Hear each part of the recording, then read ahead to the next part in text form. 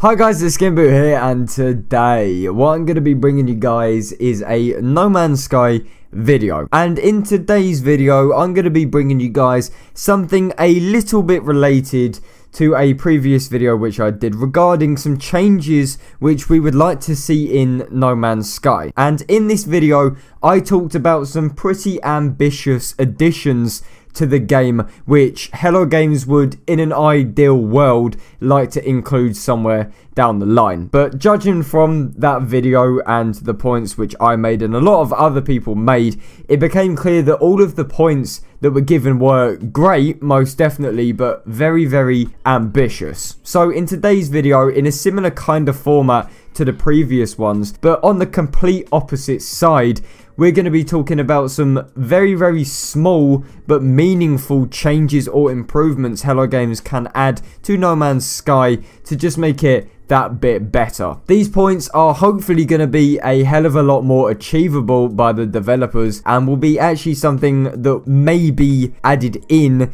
as opposed to this kind of fantasy world which we like to live in, to do with multiplayer and factions and all of that shit. Of course, not to say that those points are bad, but hopefully this video is going to be a bit more of help if, say, the devs happen to stumble across it. So this video was actually suggested to me by a viewer in the comment section, so thank you for that, because otherwise I probably wouldn't have thought of the idea. So big thanks to them for doing so, really does mean a lot. So first and foremost, we actually have a point which was on this person's comment originally to do with the topic of the video, and it's something which I couldn't agree with more, and that is regarding Exocraft and making Exocraft actually cheaper to rebuild. So once you have gone through the massive grind of getting the resources needed to build the first Roma Exocraft bay on your home planet, you can build other ones if you want on other planets you land on.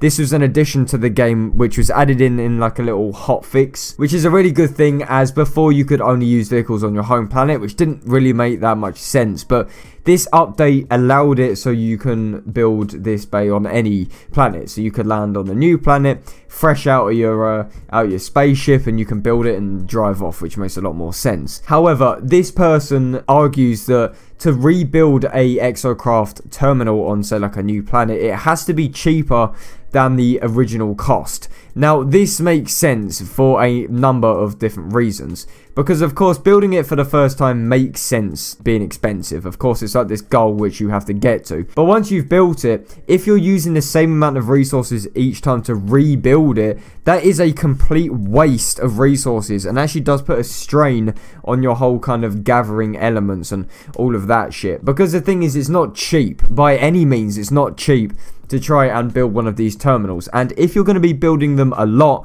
on loads and loads of new planets, because to be honest with you, all people do is really explore. If you just live on one planet, you've sort of defeated the whole purpose of the game. And if you're going to keep building these bays, it's going to be really fucking expensive. So once you have built this bay, if you wanted to build it again, it should be at a discounted price. Now, I'm not sure what this price would be, but just make it affordable. Make it like half of the resources which you would normally need otherwise, or perhaps still a lot of resources but something a bit more common. I don't know. The thing is, it has to be more accessible to build, because if you build this one Exocraft bay on your home planet and then your sole purpose is to, say, gather Heridium, and you only have Heridium in your inventory and like a bit of carbon or something, you're not going to be wanting to build another terminal, which means you don't explore that much on new planets. It kind of defeats the whole purpose of having vehicles if they're too expensive to keep on rebuilding, because I know for a fact that I've only built about 2 Exocraft terminals. Building all of these really expensive things to only use once just doesn't really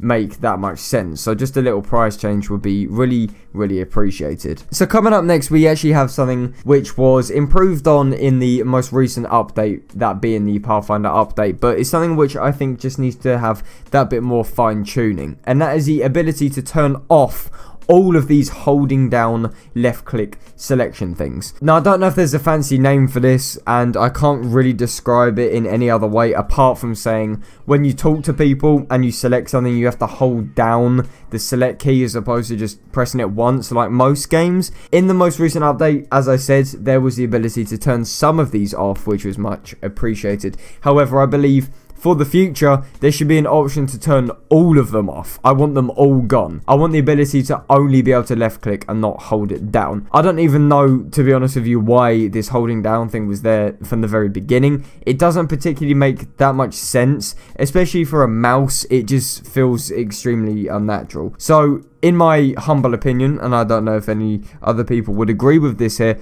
I just think having the ability to turn all of them off would be really, really nice. Next thing, we have something to do with the PC version of the game, and that is regarding the FOV. Now, a lot of people actually complain about the field of view for No Man's Sky, whether that be on console or PC. On consoles, it's kind of expected because consoles have a lower FOV by default. PC is known for being able to change your FOV. You know, you see all these Call of Duty gameplays on PC on YouTube, and they always have the fattest FOV possible. It's something which is almost like a bragging right for PC gamers. I'm not really too sure why, to be honest with you, but No Man's Sky suffers really, really badly from this just super low FOV, like unplayable default FOV. Now, what annoys me about this situation the most is that the default FOV is shit, we all know that, but if you hop into the ini file of the game, you can change it, no questions asked. It's literally the easiest thing possible. So all I want Hello Games to add in No Man's Sky is just the ability to change your FOV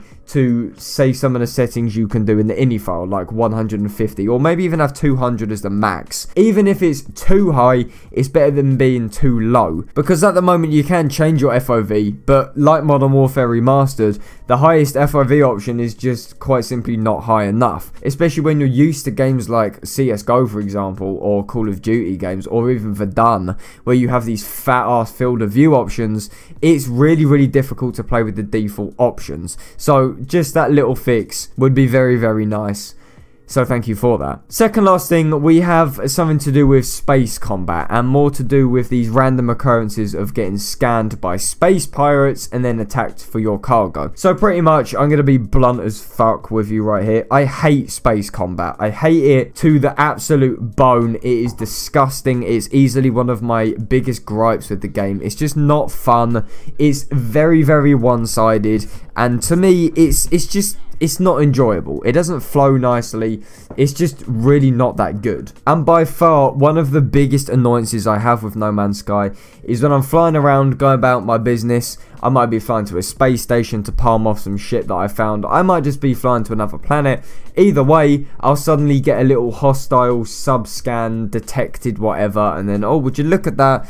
I just get attacked. And I propose that these space pirate encounters either need to be made a lot rarer, so the amount of times they scan for your cargo, they go, actually no, it's not worth it, or they just don't turn up at all. Or alternatively, to be made a lot more fair. Because the thing is, every time I've been attacked by one of these space pirates, majority of the time I'm outnumbered by like 6 to 1 or something ridiculous like that. I'll be on my own and another like 5 ships will come over, all attacking me at the same time. And I get it, you can say, oh, you haven't upgraded your ship enough, whatever. I don't care. Even if I had a sweaty ship, the space combat itself still isn't that enjoyable, because to be honest with you, every time it happens, I just fly either into a space station or I just try and nope out of there and get to a planet. It's just really not that enjoyable. It, for me, kills the experience. So I think if they could sort this out by either making it, as I said, a lot more rarer for it to happen, or just more fair, just more balanced, or people show up and help you, anything